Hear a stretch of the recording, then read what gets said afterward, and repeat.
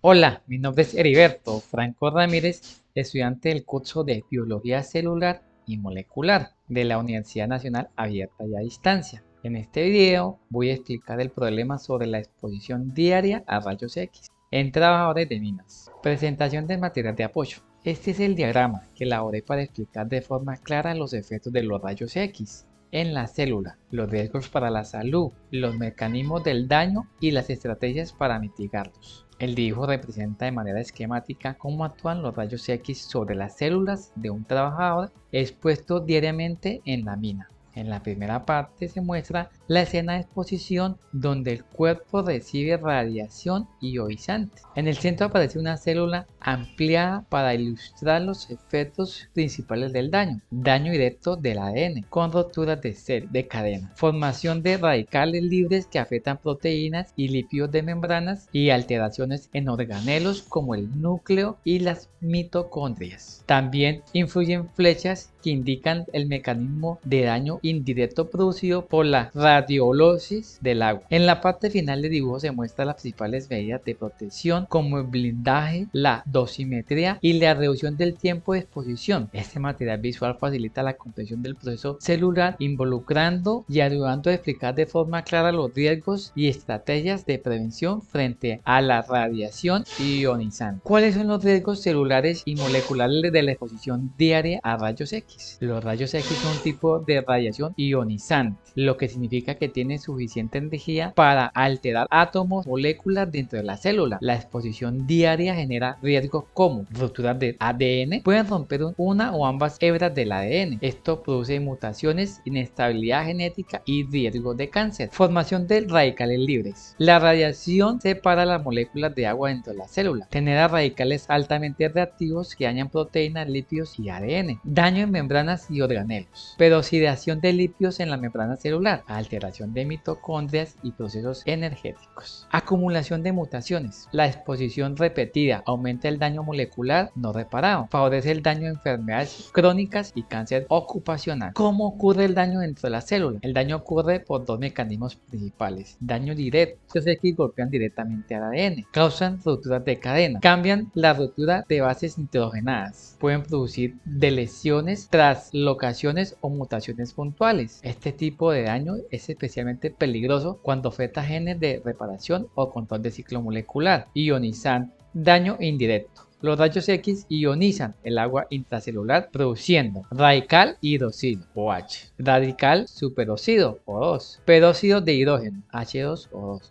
Estos radicales atacan membranas, peroxidación lipídica, proteínas, desnaturalización, ADN, oxidación y mutaciones. Fallos en la reparación. Si las reparaciones fallan, las mutaciones vuelven permanentes. Las células pueden extraer opocitosis o puede transformarse en una célula cancerosa. ¿Qué medidas se pueden implementar en las minas para reducir estos riesgos? Las medidas recomendadas por estándares internacionales de protección radiológica incluyen blindaje adecuado, uso de barreras de plomo o material equivalente alrededor del escáner, cabinas cerradas para minimizar la dispersión de rayos X, control del tiempo de distancia, reducir al mínimo el tiempo que el trabajador permanece cerca del equipo, mantener una distancia segura mientras el escáner funciona. Dosimetría personal. Cada trabajador debe usar un dosímetro para medir su dosis acumulada. Permite retirar o rotar a quienes sean los límites seguros. Mantenimiento y calibración. Verificación periódica del nivel de radiación emitida. Previene fugas o sobreexposiciones no detectadas. Rotación del personal. Evita que siempre sean los mismos quienes reciben la radiación